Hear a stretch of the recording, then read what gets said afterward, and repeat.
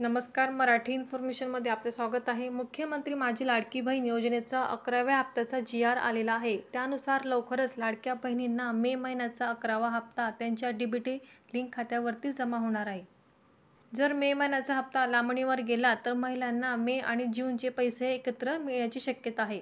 दोन्ही हप्ते 3,000 रुपये महिलांच्या खात्यात जमा होतील. मात्र याबाबत कोणतीही अधिकृत माहिती समोर आलेली नाही. अधिकृत माहिती समोर आल्यानंतरच मे आणि जूनचा हप्ता एकत्र येणार की नाही हे स्पष्ट होईल. त्यासाठी आपल्या चॅनेलला सबस्क्राईब करून ठेवा.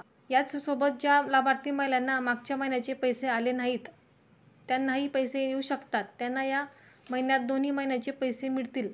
त्यामुळे अनेक प्रश्न महिलांच्या मनात निर्माण झाले आहेत. या योजनेचा 11वा हप्ता म्हणजे मे महिन्याचा हप्ता कधी जमा होणार आहे याबद्दल आता माहिती समोर येत आहे. एप्रिल महिन्याचा 10वा हप्ता 2 मे 2025 रोजी जमा झाला होता. काही मीडिया रिपोर्ट्सनुसार मे महिन्याचा हप्ता मे मध्येच जमा होण्याची शक्यता आहे. आज दिनांक 27 मे 2025 असून पुढील 8 दिवसात लाडक्या बहिणींना मे महिन्याचा लाभ मिळू शकतो.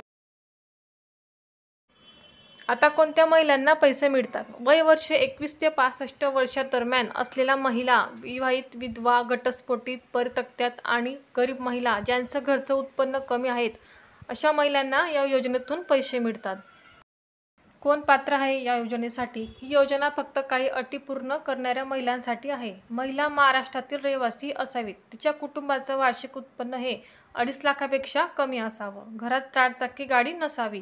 कोणतेही इन्कम टॅक्स भरत नसावा. महिला इतर सरकारी पेन्शन योजना जसं संजय गांधी योजना घेत नसावी. महिलाचं वय 21 ते 65 वयोगटातील असावं.